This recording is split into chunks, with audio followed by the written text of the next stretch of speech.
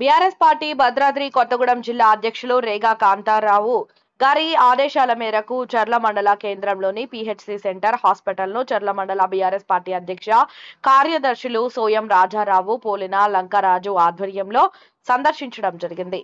అనంతరం సోయం రాజారావు మాట్లాడుతూ గత ప్రభుత్వం కేసీఆర్ నాయకత్వంలో ప్రభుత్వ హాస్పిటల్ను చాలా అభివృద్ధి చేసి అన్ని సౌకర్యాలు కల్పించడం జరిగిందని, కానీ ఇప్పుడు ప్రభుత్వంలో హాస్పిటల్లో మందులు లేవు, ల్యాబ్ టెక్నీషియన్స్ లేరని, సరైన వైద్యం అందడం లేదని, మందులు అందుబాటులో లేకపోవడంతో సామాన్య ప్రజలు చాలా ఇబ్బందులు పడుతున్నారని విమర్శించారు.